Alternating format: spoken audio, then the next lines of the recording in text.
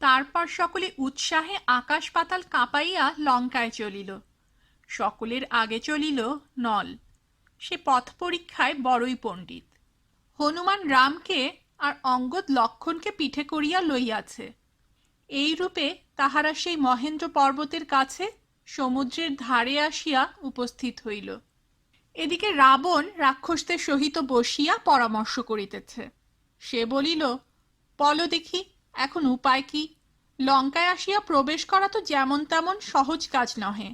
সেই কাজ সামান্য একটা বানরে করিয়া গেল। রাক্ষসেরা বলিল, সে কি মহারাজ, আমাদের এত সৈন্য, এত অস্ত্র, আর আপনি এমন বীর! পৃথিবী আকাশ পাতাল সকলই আপনি জয় করিয়াছেন, বানর আর মানুষকে আপনার কিসের ভয়? তাহা দেখিয়া বিভীষণ বলিল, মহারাজ, যাহার জোর নাই সে কি সাহস করিয়া লঙ্কায় যুদ্ধ করিতে আসে? রামের সীতা রামকে ফিরাইয়া দিন, নহিলে বড়ই বিপদ হইবে। বিভীষণের কথা শুনিয়া রাবণ রাগের ভরে তাহাকে যত ইচ্ছা গালি দিয়া শেষে বলিল, হতভাগা, আর কেহ যদি এই কথা বলিত তাহা হইলে এখনই তাহাকে কাটিয়া ফেলিতাম। তখন বিভীষণ বলিল, মহারাজ, আপনি আমার গুরুজন, আপনাকে বুঝাইতে পারি আমার এমন সাধ্য কি। এখন আপনার যাহা ইচ্ছা হয় তাহাই করুন, আমি চলিলাম। এই বলিয়া বিভীষণ আর 4 জন রাক্ষস সঙ্গে লইয়া সেখান হইতে চলিয়া গেল। রাবণের সভা ছাড়িয়া বিভীষণ আর সেই 4 জন রাক্ষস সমুদ্র পার হইয়া রামের নিকট চলিয়া আসিল। সেখানে সুগ্রীব আর অন্য বানরদিগকে দেখিয়া বিভীষণ বলিল, আমি রাবণের ভাই, আমার নাম বিভীষণ। আমি সীতাকে ফিরাইয়া দিবার কথা বলাতে রাবণ আমাকে গালি দিয়াছেন, তাই আমি রামের কাছে থাকিবার জন্য এখানে আসিয়াছি। এই কথা শুনিয়া সুগ্রীব তাড়াতাড়ি রামের কাছে গিয়া সংবাদ দিল। রাম কহিলেন, যে আশ্রয় চায় তাহাকে আশ্রয় দেওয়া উচিত, তোমরা শীঘ্র তাহাকে ডাকিয়া আনো। তখন বিভীষণ আসিয়া রামকে প্রণাম করিয়া কহিল, রাবণ আমায় অপমান করিয়াছে, তাই আমি আপনার নিকট আসিয়াছি। এখন আপনার ইচ্ছা হয় আমাকে রাখুন, না হয় মারিয়া ফেলুন। রাম মিষ্ট কথায় তাহার ভয় দূর করিয়া কহিলেন, বিভীষণ, আমি রাবণকে মারিয়া তোমাকে রাজা করিব। বিভীষণও কহিল, আমি প্রাণ দিয়া আপনার সাহায্য করিব। তখন রাম লক্ষণকে কহিলেন, চলো, আমরা এখানেই বিভীষণকে লঙ্কার রাজা করি। রামের কথায় লক্ষণ তখনই সমুদ্রের জলে বিভীষণকে অভিষেক করিয়া তাহাকে লঙ্কার রাজা করিলেন। তারপর সুগ্রীব আর হনুমান বিভীষণকে জিজ্ঞাসা করিল, মহাশয়, সমুদ্র পার হইবে কি করিয়া? বিভীষণ বলিল, রাম যদি সমুদ্রের পূজা করেন তবে অবশ্য সমুদ্র পার হওয়া যাইবে। এ কথা শুনিয়া বানরেরা তখনই পূজার জোগাড় করিয়া সমুদ্রের ধারে কুশাসন বিছাইয়া দিল। রাম তাহাতে বসিয়া সমুদ্রের পূজা আরম্ভ করিলেন। পূজা শেষ হইলে সমুদ্রকে প্রণাম করিয়া তিনি সেই কুশাসনের উপর শুইয়া রহিলেন। 1 দিন, 2 দিন, 3 দিন, 4 দিন রাম সেইখানে পড়িয়া আছেন, তবুও সমুদ্র তাহার সংবাদ লয় না। তাহা দেখিয়া রাম কহিলেন, এত করিয়া পূজা করিলাম আর তুমি গ্রাহ্যই করিলে না? আচ্ছা দাঁড়াও, তোমাকে শুষিয়া ফেলিতে কতক্ষণ লাগে। এই বলিয়া রাম ধনুক লইয়া তাহাতে ব্রহ্মাস্ত্র জুড়িলেন। সে অস্ত্রের তেজে চন্দ্র সূর্য অবধি কাঁপিতে লাগিল, আর সাগরও প্রাণের ভয়ে অমনি হাত জোর করিয়া আসিয়া উপস্থিত হইল। তারপর সে রামের নিকট অনেক মিনতি করিয়া কহিল যে এই নল বিশ্বকর্মার পুত্র, নল আমার উপর সেতু বাঁধিয়া দিলেই সকলে পার হইতে পারিবে। সেতু যাহাতে না ভাঙে সেজন্য আমি এখন হইতে খুব স্থির হইয়া থাকিব। তখনই বানরেরা গাছ আর পাথর আনিয়া সমুদ্রে ফেলিতে আরম্ভ করিল। নল কি আশ্চর্য কারিগর! সেই গাছ পাথর দিয়া 100 যোজন লম্বা সুন্দর সেতু প্রস্তুত করিতে তাহার 6 দিনের বেশি লাগিল না। সেই সেতুর উপর দিয়া সকলে পার হইয়া লঙ্কায় আসিল। রাম লঙ্কায় আসিয়াছেন শুনিয়া রাবণ শুক আর সারণ নামক তাহার 2 জন মন্ত্রীকে চুপি চুপি তাহার সৈন্য দেখিবার জন্য পাঠাইয়া দিল। শুক সারণ বানর সাজিয়া গিয়াছিল, কিন্তু তাহাদের সেই ফাঁকিতে বিভীষণ ভুলিল না। সে তখনই তাহাদিগকে ধরিয়া রামের কাছে লইয়া গেল। তাহারা রামের পায়ে পড়িয়া বলিল, আমরা রাবণের হুকুমে আপনার সৈন্য গণিতে আসিয়াছিলাম। তাহা শুনিয়া রাম হাসিয়া বলিলেন, তোমাদের কিছু ভয় নাই। যদি সৈন্য দেখা হইয়া থাকে তবে নিশ্চিন্তে ঘরে চলিয়া যাও। এ কথা শুনিয়া সুখ সারণ রামকে কত আশীর্বাদই করিল। তারপর তাহারা গিয়া রাবণকে কহিল, মহারাজ, যুদ্ধ করিয়া কাজ নাই। রাবণ কহিল, তোমরা যে ভারী ভয় পাইয়াছ। এই পৃথিবীতে এমন কে আছে যে আমাকে যুদ্ধ করিয়া হারাইতে পারে? সাদা সাদা মেঘ আসিয়া যেমন করিয়া আকাশ থাকে, তেমনি করিয়া বানরেতে লঙ্কার চারিদিক ছাইয়া গিয়াছে। রামের সৈন্য যেখানে ছিল তাহার কাছেই সুবেল পর্বত। সেই পর্বতের উপর উঠিয়া বানরেরা যুদ্ধের আগের রাত্রি কাটাইল। তারপর রামের সৈন্য পর্বত হইতে নামিয়া লঙ্কার দরজায় আসিয়া উপস্থিত হইল। লঙ্কার কোনো দরজা দিয়াই তাহারা রাক্ষসদিগের বাহির হইবার পথ রাখিল না। তখন রাম অঙ্গদকে রাবণের সভায় পাঠাইয়া দিলেন। রাবণ পাত্রমিত্র লইয়া বসিয়া আছে, এমন সময় অঙ্গদ সেখানে গিয়া উপস্থিত। সেখানে গিয়া সে রাবণকে বলিল, আমি শ্রীরামের দূত, আমার নাম অঙ্গদ। রাম বলিলেন, তুমি শীঘ্র বাহিরে আসিয়া যুদ্ধ করো, তিনি তোমাকে বধ করিয়া বিভীষণকে লঙ্কার রাজা করিবেন। তাহা শুনিয়া রাবণ বলিল, এই মূর্খকে এখনই টুকরা টুকরা করিয়া কাটত রে। এই কথা বলিতে বলিতেই চারিটা রাক্ষস আসিয়া অঙ্গদকে ধরিয়া ফেলিল। অঙ্গদও সেই চারিটা রাক্ষসকে লইয়া এক লাফে একেবারে ছাদের উপরে। সেখান হইতে রাক্ষসগুলিকে আছড়াইয়া ফেলিয়া আর ছাদখানিকে গুঁড়া করিয়া আর এক লাফে সে রামের কাছে আসিয়া হাজির। ইহার পরে দুই দলে ভয়ানক যুদ্ধ আরম্ভ হইল। সমস্ত দিন যুদ্ধ চলিল, রাত্রিতেও তাহার শেষ নাই। যুদ্ধের স্থানে মরা রাক্ষস আর বানরের পাহাড় হইয়া গেল, রক্তের নদী বহিয়া চলিল, তবুও যুদ্ধের বিরাম নাই। ইন্দ্রজিৎ দেখিল সামনে থাকিয়া যুদ্ধ করিলে বড়ই বিপদ, কাজেই তখন সে মেঘের আড়ালে লুকাইয়া যুদ্ধ আরম্ভ করিল। মেঘের আড়ালে থাকিয়া দুষ্ট ইন্দ্রজিৎ রাম লক্ষ্মণের গায়ে নাগপাশ বাণ মারিল। সেই ভয়ানক বাণের যন্ত্রণায় তাহারা অজ্ঞান হইয়া গেলেন। এমন সময় ভয়ানক ঝড় উঠিয়া গাছপালা ভাঙিতে লাগিল। গোলমাল শুনিয়া সকলে চাহিয়া দেখিল গরুর আসিতেছে। তাহারই পাখার বাতাসে এইরূপ কাণ্ড উপস্থিত। গরুরকে সাপেরা বড়ই ভয় করে, কারণ সে সাপ দেখিলেই ধরিয়া খায়। গরুর রাম লক্ষ্মণের গায়ে হাত বুলাইয়া দিবা মাত্রই তাহাদের শরীরের সকল জ্বালা চলিয়া গেল, এমনকি বাণের দাগ পর্যন্ত রহিল না। তখন দুই ভাই আবার সুস্থ হইয়া উঠিয়া বসিলেন। গরুরকে দেখিয়া রাম কহিলেন, পাখি, তুমি কে? গরুর কহিল, আমার নাম গরুর। ইন্দ্রজিৎ তোমাদিগকে বাঁধিয়াছে শুনিয়া তাড়াতাড়ি এখানে আসিয়াছি। তোমাদিগকে আমি বড়ই ভালোবাসি। এদিকে লঙ্কায় আবার যুদ্ধের বাজনা বাজিয়া উঠিল, আর দেখিতে দেখিতে আবার অসংখ্য রাক্ষস যুদ্ধ করিবার জন্য বাহির হইয়া আসিল। এত রাক্ষস দেখিয়া রাম বিভীষণকে জিজ্ঞাসা করিলেন, এত সৈন্য এত অস্ত্র লইয়া কে আসিল? বিভীষণ কহিল, ওই যাহার রথের নিশানে সিংহের চেহারা দেখিতেছেন সে ইন্দ্রজিৎ। ওই যাহার মাথায় মুকুট আর উপরে সাদা ছাতা, তিনি নিজে রাবণ। রাম কহিলেন, রাবণ আসিয়াছে? ভালোই হইয়াছে। রাম নিজেই তাহার সহিত যুদ্ধ করিতে চলিলেন। তাহার রথ ঘোড়া সারথি সকলই রাম কাটিয়া শেষ করিয়াছেন। এখন তাহার নিজের প্রাণটি লইয়া টানাটানি। তাহা দেখিয়া রাম কহিলেন, আজ তোমাকে ছাড়িয়া দিলাম, তারপর অন্য সময়ে দেখা যাইবে। তখন রাবণ লজ্জায় মাথা হেট করিয়া লঙ্কার ভিতর চলিয়া গেল। সিংহাসনে বসিয়া সে চিন্তা করিতেছে, এত করিয়া শেষটা কিনা আমাকে মানুষের কাছে হারিতে হইল। পূর্বে যখন তপস্যা করিতে গেলাম তখন ব্রহ্মা বর দিতে আসিলেন। আমি কহিলাম, দেবতা, অসুর, যক্ষ, রাক্ষস ইহাদের কেহই আমাকে মারিতে পারিবে না, এই বর আমাকে দিন। ব্রহ্মা আমাকে সেই বরই দিলেন। মানুষের কথা তখন আমি ভাবি নাই।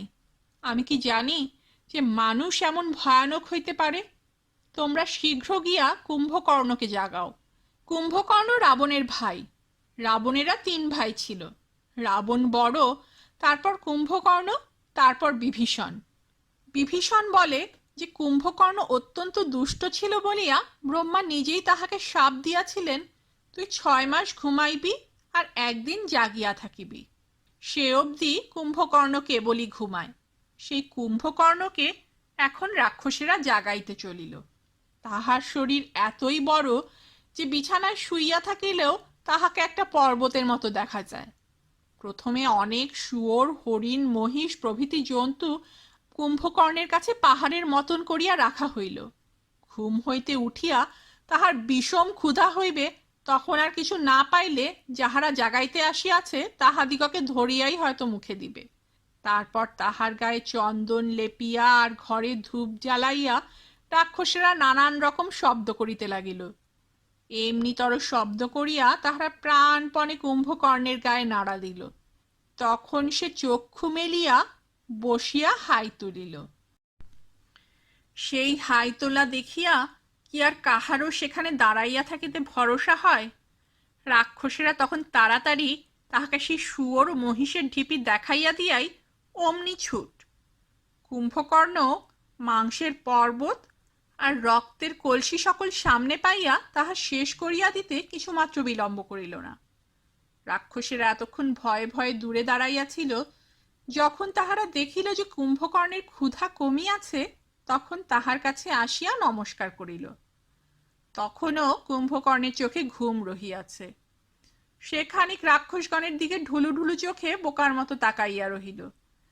তারপর জিজ্ঞাসা করিল, আমাকে জাগাইলে কেন? কোনো বিপদ হইয়াছে নাকি? সেখানে মন্ত্রী যুপাক্ষ ছিল। সে হাত জোর করিয়া বলিল, মানুষ আর বানর আসিয়া লঙ্কা ছাড়খাড় করিয়াছে।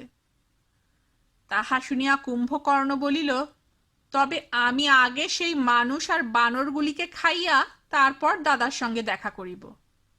রাক্ষসেরা কহিল, আগে রাজার সঙ্গে দেখা করিয়া তারপর যুদ্ধ করিতে গেলেই ভালো হয়। তখন কুম্ভকর্ণ রাবণের সঙ্গে দেখা করিতে চলিল। যাইবার সময় তাহার সেই বিশাল শরীর আর বিকট চেহারা দেখিয়া বানরেরা যে কি ভয় পাইয়াছিল তাহা কি বলিব। এদিকে কুম্ভকর্ণ রাবণের কাছে গিয়া জিজ্ঞাসা করিল, মহারাজ, আমাকে কেন জাগাইয়াছেন? কি করিতে হইবে? রাবণ কহিল, ভাই, কোনো খবর তো রাখো না। ইহার মধ্যে দশরথের পুত্র রাম বানর লইয়া আসিয়া লঙ্কা ছাড়খাড় করিয়া দিল।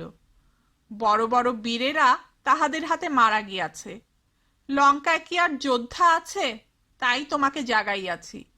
তারপর সকল কথা শুনিয়া কুম্ভকর্ণ কহিল, না বুঝিয়া শুনিয়া কাজ করিয়াছেন, তাহাতেই তো এত বিপদ। বিভীষণ যাহা বলিয়াছিল সেরূপ করিলে কি এমন হইত? তাহাতে রাবণ রাগিয়া কহিল, তোমার এত কথায় কাজ কি? যাহা বলিতেছি তাহাই করো। জানো না আমি তোমার দাদা? বড় যে উপদেশ দিতে আসিয়াছ। তাহা শুনিয়া কুম্ভকর্ণ কহিল, আমি যাহা ভালো মনে করিয়াছি তাহাই বলিয়াছি। দাদা হইলে কি তাহাকে ভালো কথা বলিতে নাই? আমি থাকিতে আপনার কিসের ভয়? তখন রাবণ যার পর নাই খুশি হইয়া কহিল, ভাই, তোমার মতন বীর আর কে আছে? তারপর রাবণ নিজ হস্তে কুম্ভকর্ণকে যুদ্ধের পোশাক পরাইয়া দিল। তাহার সঙ্গে কত সৈন্য দিল তাহার সংখ্যা নাই। যখন কুম্ভকর্ণ গর্জন করিয়া শূল হাতে লঙ্কা হইতে বাহির হইল, তখন বানরেরা তো তাহাকে দেখিয়া বাবা গো বলিয়া ঊর্ধ্বশ্বাসে দে ছুট। একবার দেখিয়া আর তাহারা 2 বার দেখিবার জন্য দাঁড়াইল না। যাহা হোক, এরূপ ভয় খালি ছোট মর্কটগুলাই পাইল, বড় বানরেরা নহে। কিন্তু তাহারা কুম্ভকর্ণের কি করিবে? তাহারা প্রাণপণ করিয়া আঁচড়, কামড়, লাথি, কিল, গাছ, পাথর যত মারে কুম্ভকর্ণের তাহাতে বেশ আরামই বোধ হয়, যেন কেহ তাহার ঘামাচি মারিয়া দিতেছে। একসঙ্গে হাজার হাজার বানর কুম্ভকর্ণকে মারিতে গিয়া তাহার কিছুই করিতে পারিল না। তাহা দেখিয়া লক্ষ্মণ তাহার সহিত যুদ্ধ করিতে গেলেন। তখন কুম্ভকর্ণ লক্ষ্মণকে বলিল, লক্ষ্মণ, তুমি ছেলে মানুষ, তুমি যে সাহস করিয়া আমার সহিত যুদ্ধ করিতে আসিয়াছ, তাহাতেই আমি সন্তুষ্ট হইয়াছি। কিন্তু আমি এখন রামকে মারিতে আসিয়াছি, তোমার সহিত যুদ্ধ করিব না। এই বলিয়া সে রামের নিকটে গিয়া উপস্থিত হইল। রামের বাণে তাহার হাতের গদা মাটিতে পড়িয়া যাইতে অধিক সময় লাগিল না। তখন আর তাহার অন্য অস্ত্র নাই, কাজেই সে পর্বতের চূড়া লইয়া যুদ্ধ করিতে আরম্ভ করিল। কিন্তু রামের বাণ খাইয়াও কুম্ভকর্ণ সহজে কাহিল হইল না। ইহার মধ্যে কখন যে একটা লোহার মুদগর তুলিয়া লইয়াছে, সেই মুদগর ঘুরাইয়া সে রামের বাণও ফিরাইয়া দিতেছে। তাহা দেখিয়া রাম বায়ুবাণে সেই মুদগর শুদ্ধ তাহার হাতটি কাটিয়া ফেলিলেন। তখন কুম্ভকর্ণ বেদনায় চিৎকার করিতে করিতে আরেক হাতে আরেকটা তালগাছ লইয়া রামকে মারিতে চলিল। রাম ইন্দ্র অস্ত্রে সে হাতও কাটিয়া ফেলিলেন, কিন্তু তবুও সে ছুটিয়া আসিতে ছাড়িল না। তারপর রাম অর্ধচন্দ্র বাণ মারিয়া তাহার পা দুইটা কাটিলেন। তবুও সে গড়াইতে গড়াইতে হাঁ করিয়া রামকে গিলিতে চলিয়াছে। তখন রাম অনেকগুলি বাণ মারিয়া তাহার মুখের হাঁ বন্ধ করিয়া দিলেন। তারপর ইন্দ্র অস্ত্রে মাথা কাটিয়া ফেলিলেন। রাবণ যখন শুনিল যে কুম্ভকর্ণের মৃত্যু হইয়াছে, তখন তাহার আর দুঃখের শেষ রহিল না। রাবণের দুঃখ দেখিয়া আবার ইন্দ্রজিৎ যুদ্ধ করিতে আসিল। ইন্দ্রজিৎ মেঘের আড়ালে থাকিয়া যুদ্ধ করে। আড়াল হইতে সে সকলকে বাণ মারিল, অন্যেরা তাহার কিছুই করিতে পারিল না। তাহার বাণ খাইয়া সকল বানর অজ্ঞান হইয়া গেল। রাম লক্ষ্মণ পর্যন্ত অনেকক্ষণ তাহার বাণ সহ্য করিয়া শেষে অজ্ঞান হইয়া গেলেন। একদিকে রাম, লক্ষ্মণ, সুগ্রীব, অঙ্গদ, জাম্ববান সকলেই অজ্ঞান, কেবল বিভীষণ আর হনুমান অজ্ঞান হয় নাই। তাহারা দুজনে মশাল লইয়া সকলকে খুঁজিয়া বেড়াইতে লাগিল। সেই অন্ধকার রাত্রিতে কোটি কোটি বানর যুদ্ধের জায়গায় পড়িয়া আছে। অনেক খুঁজিতে খুঁজিতে তাহারা এক জায়গায় জাম্ববানকে দেখিতে পাইল। হনুমানকে চিনিতে পারিয়া জাম্ববান কহিল, বাছা, তুমি ছাড়া এ সময়ে আমাদের আর কেহ নাই। তুমি চেষ্টা করিলে সকলকে বাঁচাইতে পারো। হিমালয়ের পরে ঋষভ আর কৈলাস পর্বত, সেই দুই পর্বতের মাঝখানে ঔষধের পর্বত।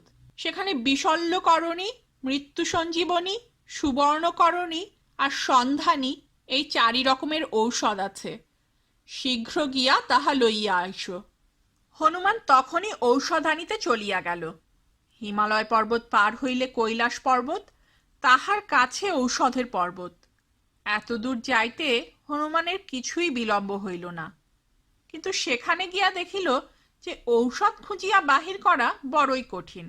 তখন হনুমান রাগিয়া বলিল, আচ্ছা দাঁড়াও, আমি পাহাড় শুদ্ধই লইয়া যাইতেছি। এই বলিয়া গাছ, পাথর, হাতি, গন্ডা সব শুদ্ধ সে প্রকাণ্ড পাহাড় ধরিয়া সে এমনই বিষম টান দিল যে সেই টানে একেবারে পাহাড়ের গোড়া অবধি চরচর করিয়া উঠিয়া আসিল। তারপর সেটাকে মাথায় করিয়া ফিরিয়া আসা তো এক মুহূর্তের কাজ। সে এমনই আশ্চর্য ঔষধ যে তাহার গন্ধ পাইয়াই সকলে উঠিয়া বসিল।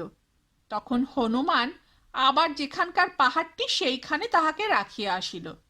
পরদিন সন্ধ্যার সময় দলে দলে বানর মশাল হাতে লইয়া লঙ্কায় গিয়া ঢুকিল। হনুমান সেবার লঙ্কার সকল স্থান পোড়াইতে পারে নাই, কিন্তু এবার আর কিছু বাকি রহিল না। একদিকে লঙ্কা ধকধক করিয়া জ্বলিতেছে, আরেকদিকে সেই রাত্রিতেই আবার যুদ্ধ আরম্ভ হইয়াছে। সে রাত্রিতে রাক্ষস আর বানরেরা ভয়ানক যুদ্ধ করিয়াছিল, কিন্তু বানরদিগের সঙ্গে রাক্ষসেরা আটিতে পারিল না। তখন রাবণ আর কাহাকে পাঠাইবে? ইন্দ্রজিৎ ভিন্ন আর লোক নাই। খানিক পরে দেখা গেল একটি স্ত্রীলোককে রথে লইয়া ইন্দ্রজিৎ আবার আসিয়াছে। স্ত্রীলোকটি দেখিতে ঠিক সীতার মতন, কিন্তু আসলে তাহা রাক্ষসদের গড়া মায়া অর্থাৎ জাদুর পুতুল ভিন্ন আর কিছুই নহে। সেই মায়া সীতার চুল ধরিয়া ইন্দ্রজিৎ তাহাকে খড়গ দিয়া কাটিতে যাইতেছে, আর মায়া সীতা হা রাম বলিয়া চিৎকার করিতেছে। তাহা দেখিয়া হনুমান আর সহ্য করিতে না পারিয়া বলিল, দুষ্ট, সীতাকে যদি মারিস তবে তোকে এখনই যমের বাড়ি পাঠাইব। কিন্তু হনুমান এ কথা বলিয়া তাহার কাছে ছুটিয়া যাইবার পূর্বেই ইন্দ্রজিৎ সেই পুতুলটার মাথা কাটিয়া তাহাকে বলিল, এই দেখ, তোদের সীতাকে কাটিয়া ফেলিয়াছি। তখন হনুমান রাগে দুঃখে অস্থির হইয়া রাক্ষসদের সহিত ভয়ানক যুদ্ধ আরম্ভ করিল। কিন্তু খানিক যুদ্ধ করিয়াই সে ভাবিল, সীতা যখন মরিয়া গিয়াছেন তখন আর কিসের জন্য যুদ্ধ করিব, আগে রামকে গিয়া এই সংবাদ দেই। ইন্দ্রজিৎ সীতাকে কাটিয়া ফেলিয়াছে এ কথা শুনিয়া রাম দুঃখে নিতান্তই কাতর হইয়া পড়িলেন। বিভীষণ সকল কথা শুনিয়া রামকে বলিল, সীতাকে কাটিয়াছে ইহা কখনোই হইতে পারে না। যাহা কাটিয়াছে তাহা নিশ্চয়ই মায়া সীতা। তোমরা সেটাকে যথার্থ সীতা মনে করিয়া কাঁদিতে বসিয়াছ, আর ততক্ষণে সেই দুষ্ট নিকুম্ভিলা যজ্ঞ করিতে গিয়াছে। যজ্ঞ শেষ করিতে পারিলে আর কেহই তাহাকে যুদ্ধের সময় দেখিতে পাইবে না। পাছে বানরেরা যজ্ঞে বাধা দেয়, তাই সে এরূপ করিয়া তোমাদিগকে ভুলাইয়া রাখিয়া গিয়াছে। এই যজ্ঞ শেষ হইতে না হইতেই উহাকে মারিতে হইবে। এই বলিয়া লক্ষণকে লইয়া বিভীষণ যজ্ঞ আটকাইতে চলিল। ইন্দ্রজিতের আর যজ্ঞ করা হইল না। রাক্ষস আর বানরের গর্জনে লঙ্কা কাঁপিতেছে, সেই গোলমালের ভিতর কি আর যজ্ঞ হয়? আর এখনই গিয়া লক্ষণকে না আটকাইলে তো তিনি মুহূর্তের মধ্যে সকলকে মারিয়া শেষ করিবেন। কাজেই তখন ইন্দ্রজিৎকে যজ্ঞ ফেলিয়া ছুটিয়া আসিতে হইল। তখন লক্ষণ আর ইন্দ্রজিতে কি যুদ্ধই হইল। ইন্দ্রজিৎ রথের উপরে আর লক্ষণ হনুমানের পিঠের উপরে। দুজনেই প্রায় সমান বীর, সুতরাং অনেকক্ষণ পর্যন্ত সমানভাবেই যুদ্ধ চলিল। কাহারও হার জিত নাই। এইরূপে আরও অনেক যুদ্ধের পর শেষে লক্ষণ তাহার ধনুকে ইন্দ্র অস্ত্র জুড়িলেন। ইন্দ্র যাহা দিয়া দৈত্যদিগকে মারিয়াছিলেন এ সেই অস্ত্র। তাহার চেহারা দেখিয়াই রাক্ষসদিগের প্রাণ উড়িয়া গেল।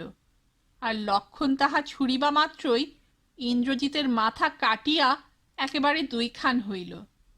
ইন্দ্রজিতের মৃত্যুর কথা শুনিয়া রাবণ প্রথমে অনেক কাঁদিল, তারপর রাগে অস্থির হইয়া কহিল, ইন্দ্রজিৎ মায়া সীতা কাটিয়াছিল, আমি সত্য সত্যই সীতাকে কাটিব।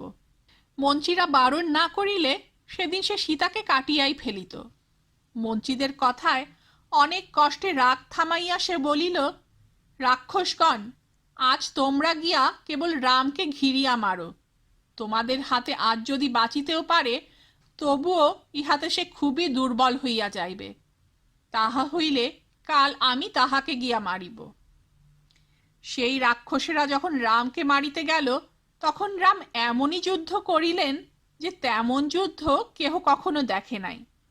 তিনি কোথায় আছেন তাহাই কেহ বুঝিতে পারিল না। এত তাড়াতাড়ি তিনি ঘুরিয়া বেড়াইতে লাগিলেন। 3 ঘন্টার ভিতরে 18,000 হাতি, 2 লক্ষ সৈন্য, 10,000 রথ আর সওয়ার শুদ্ধ 14,000 ঘোড়া তাহার বাণে খণ্ড খণ্ড হইল।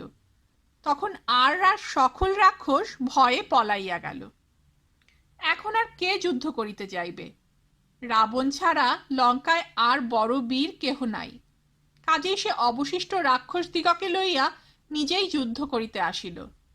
রাক্ষসেরা যত যুদ্ধ জানে, এবারে তাহার কিছুমাত্র ত্রুটি করিল না। কিন্তু সে আর কতক্ষণ? রাবণের সঙ্গে ছোটখাটো বীর যাহারা আসিয়াছিল, তাহারা অল্প সময়ের ভিতরেই মরিয়া গেল। রাবণ নিজে এমনি ঘোরতর যুদ্ধ করিল যে বানরেরা তাহার সামনে দাঁড়াইতে পারিল না। যুদ্ধ যাহা হইল তাহার বেশি রাম আর লক্ষণের সঙ্গে। লক্ষণ রাবণের ধনুক কাটিলেন আর সারথিকেও কাটিলেন। ঘোড়াগুলির জন্য তাহার কিছু করিতে হইল না, কারণ বিভীষণ আগেই তাহাদের কর্ম শেষ করিয়া রাখিয়াছিল। তাহার জন্য রাবণ বিভীষণকে শক্তি ছুড়িয়া মারে। লক্ষণ দেখিলেন বিভীষণের এবার বড়ই বিপদ। কাজেই তিনি তাহাকে বাঁচাইবার জন্য রাবণকে খুব বেশি করিয়া বাণ মারিতে লাগিলেন। তখন রাবণ কহিল, বটে, বিভীষণকে বাঁচাইতে চাহিস? আচ্ছা, তবে তোকেই ইহা দিয়া মারিব। এই বলিয়া সে সেই শক্তি লক্ষণের দিকেই ছুড়িয়া মারিল। সে অস্ত্র গর্জন করিতে করিতে আসিয়া বুকে বিধিবা মাত্র লক্ষণ অজ্ঞান হইয়া পড়িয়া গেলেন।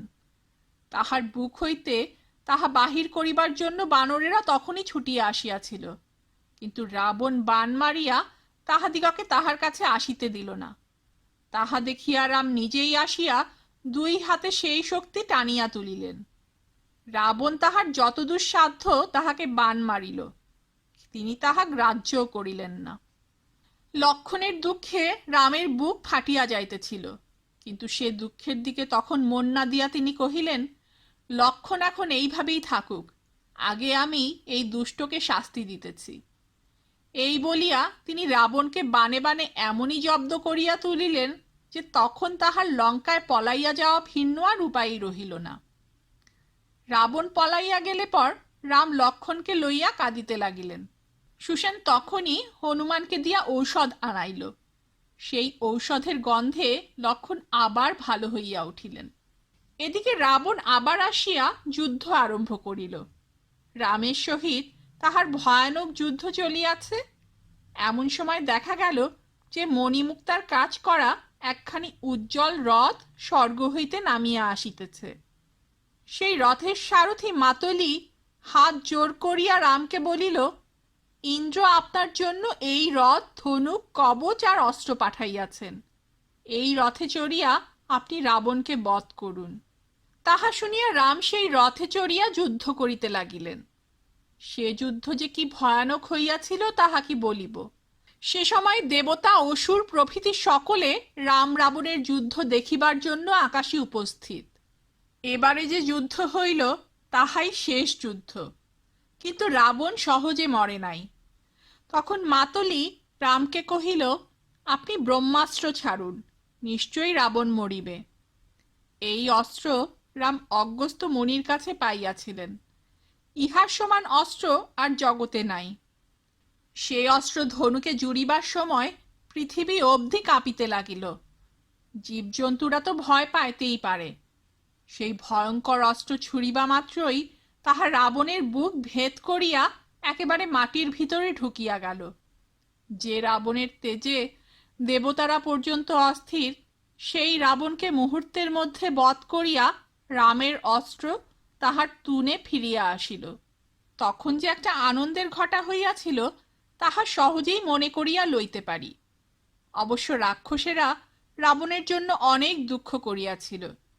যে বিভীষণ তাহার নিকট অপমানিত হইয়া এত রাগের ভরে চলিয়া আসিয়াছিল, সে বিভীষণও সকলের আগে কাঁদিয়াছিল। রাম তাহাকে অনেক বুঝাইয়া শান্ত করিলেন। আহা, লঙ্কার রানীরা তখন কি কাতর হইয়াই কাঁদিয়াছিলেন।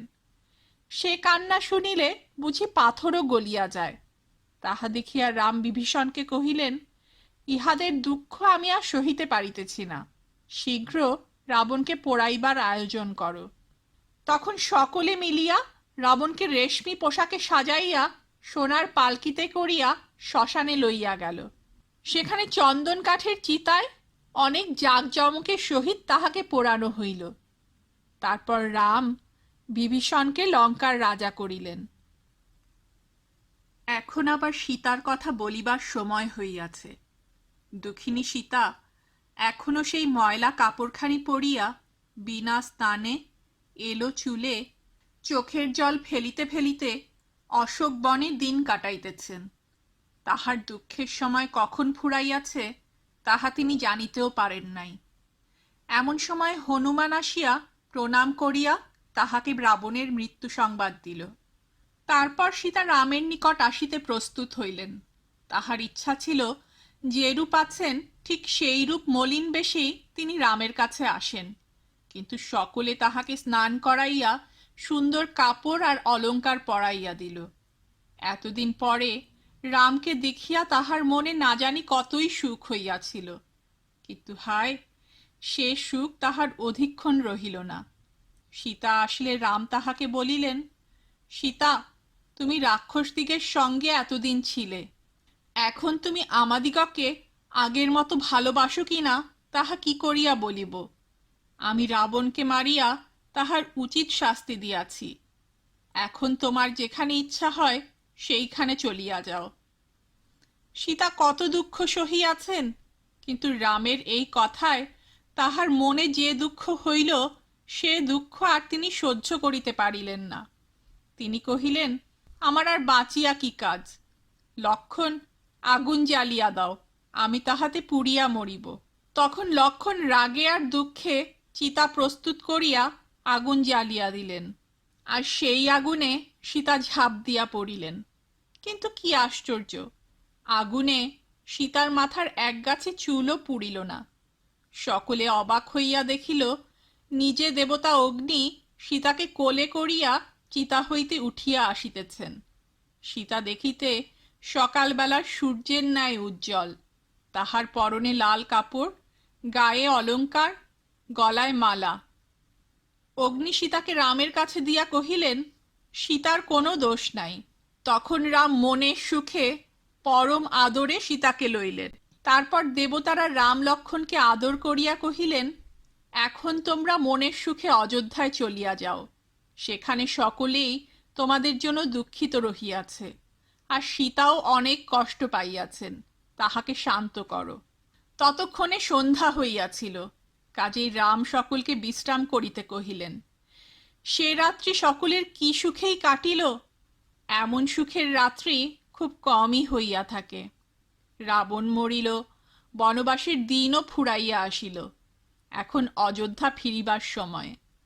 তাহা দেখিয়া বিভীষণ রামকে কহিল, আমার ভাই রাবণ কুবেরের পুষ্পক রথখানি কাড়িয়া আনেন, এখন সেই রথ আপনারই। এই রথে একদিনেই অযোধ্যায় যাইতে পারিবেন, কিন্তু আমি মিনতি করিয়া বলিতেছি আর একটি দিন আমার এখানে থাকিয়া যান। রাম কহিলেন, বন্ধু বিভীষণ, তুমি আমার অনেক উপকার করিয়াছ, কিন্তু ভাই ভরত, মা কৌশল্যা, সুমিত্রা আর কইকেয়ী প্রভৃতিকে দেখিবার জন্য আমার মন বড়ই ব্যস্ত হইয়াছে। তুমি দুঃখ করিও না, আমি আর একদিনও থাকিতে পারিতেছি না, আমাকে এখনই বিদায় দাও। তখন সারথি পুষ্পক রথ সাজাইয়া আনিল। রাম সীতা লক্ষণের সহিত তাহাতে উঠিয়া বিভীষণ, সুগ্রীব আর অন্যান্য বানরদিগের নিকট বিদায় চাহিলেন। তাহারা সকলে হাত জোর করিয়া কহিল, দয়া করিয়া আমাদিগকে আপনার সঙ্গে লউন, আমরা অযোধ্যায় গিয়া আপনার অভিষেক দেখিব। এ কথায় রাম যারপরনাই সুখী হইয়া কহিলেন, তবে তোমরা শীঘ্র রথে উঠো। তাহারাও রথে উঠিতে আর কিছুমাত্র বিলম্ব করিল না। সুগ্রীব উঠিল, বিভীষণ সপরিবারে উঠিল, অন্যান্য বানরেরা উঠিল। তাহাদের আনন্দের আর সীমা নাই। তাহাদের সকলকে লইয়া সেই হাসে টানা পুষ্পক রথ শো শো শব্দে আকাশে উড়িয়া চলিল। এইরূপে ক্রমে তাহারা ভরদ্বাজ মুনির আশ্রমে আসিয়া উপস্থিত হইলেন, আর তাহার সঙ্গে সঙ্গে রামের বনে থাকার 14 বৎসরও ফুরাইল। তারপর হনুমানকে ডাকিয়া রাম কহিলেন, হনুমান, তুমি শীঘ্র অযোধ্যায় যাও, সেখানে আমাদের সংবাদ দিবে আর সেখানকার সংবাদ লইয়া আসিবে। পথে শৃঙ্গবের নগরে আমার বন্ধু গুহ থাকেন, তাহাকে আমার কথা বলিও, তিনি তোমাকে অযোধ্যার পথ বলিয়া দিবেন। হনুমান তখনই মানুষের বেশ ধরিয়া শো শো শব্দে আকাশে চলিল। পথে গুহের দেশ, সেখানে রামের সংবাদ দিয়া ভরতের নিকট পৌঁছিতে তাহার অধিক সময় লাগিল না। ভরত তখন নন্দীগ্রামে ছিলেন। অযোধ্যা হইতে 1 ক্রোশ দূরে হনুমান তাহার দেখা পাইল।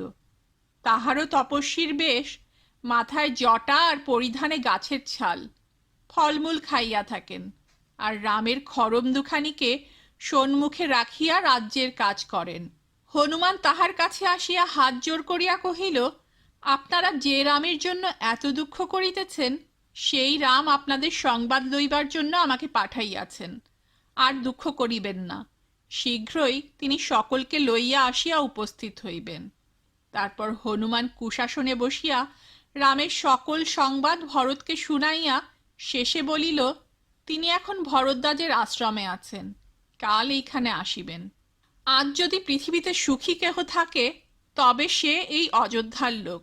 তাই আজ সকলে পদ ঘাট পরিষ্কার করিয়া, বাড়িঘর সাজাইয়া, নিশান উড়াইয়া, বাজনা বাজাইয়া রামকে দেখিতে চলিল। পালকি চড়িয়া রানীরা চলিলেন। ব্রাহ্মণ প্রভৃতির সঙ্গে লইয়া ভরত চলিলেন। তাহার মাথায় রামের সেই খড়ম জোড়া। যেই রামের রথ দেখা গেল, অমনি সকলে ওই রাম শব্দে আকাশ ফাটাইয়া দিল। তখন যে সকলের মনে খুবই আনন্দ হইয়াছিল, তাহাতে আর সন্দেহ কি। আর সকলেই তখন যে রামকে প্রাণ ভরিয়া আদর করিবার জন্য ব্যস্ত হইবে, তাহাও আশ্চর্য নহে। যাহারা তাহার চেয়ে ছোট, তাহারা তাহাকে প্রণাম করিয়া আশীর্বাদ লইল। রামও মা কৌশল্যা আর অন্যান্য রানীদিগকে আর বশিষ্ঠ প্রভৃতি গুরুজনকে প্রণাম করিলেন। তারপর ভরত রামের সেই খড়ম জোড়া তাহার পায়ে পরাইয়া দিয়া কহিলেন, দাদা, তোমার রাজ্য আমাকে রাখিতে দিয়া গিয়াছিলে, এখন তাহা তুমি ফিরাইয়া লও। তোমার রাজ্য এখন আগের চেয়ে 10 গুণ বড় হইয়াছে। তারপর খুর হাতে ভালো ভালো ওস্তাদ দাপিতেরা আসিয়া রামের 14 বছরের জটা চাছিয়া পরিষ্কার করিল। শত্রুঘ্ন রাম লক্ষ্মণকে স্নান করাইয়া নিজ হাতে তাহাদিগকে সাজাইয়া দিলেন। সুগ্রীব, বিভীষণ প্রভৃতি আর যত লোক সঙ্গে আসিয়াছিল, কাহারও আদর যত্নের কোনো ত্রুটি হইল না। অবশেষে বশিষ্ঠ প্রভৃতি মুনিরা রাম সীতাকে মানিকের পিঁড়ির উপরে বসাইয়া তাহাদের অভিষেক করিলেন। সে অভিষেক কি চমৎকার হইয়াছিল, তাহা কি না দেখিলে বুঝিতে পারা যায়? যত ভালো ভালো তীর্থ আছে, সকল তীর্থের জল দিয়া রামকে স্নান করানো হইল। স্নানের পর রাম রাজবেশে রত্নের পিঁড়িতে সভা আলো করিয়া বসিলেন। তাহার মাথায় সেই মনুষ্য সময় অবধি যাহা অযোধ্যার রাজারা মাথায় দিয়া আসিতেছেন, সেই আশ্চর্য মুকুট। দুই পাশে সাদা চামর হাতে সুগ্রীব আর বিভীষণ, পিছনে সাদা ছাতাখানি লইয়া শত্রুঘ্ন। তখন ইন্দ্রের হুকুমে পবন আসিয়া তাহার গলায় স্বর্গের সোনার পদ্মের মালা আর আশ্চর্য মতির হার পরাইয়া দিলেন। এইরূপ করিয়া দেবতা গন্ধর্বের গান আর আনন্দ কোলাহলের ভিতরে রাম অযোধ্যার রাজা হইলেন। তেমন রাজা আর কেহ কখনো দেখে নাই। আজও খুব ভালো রাজার কথা বলিতে হইলে লোকে বলে রামের মতো রাজা।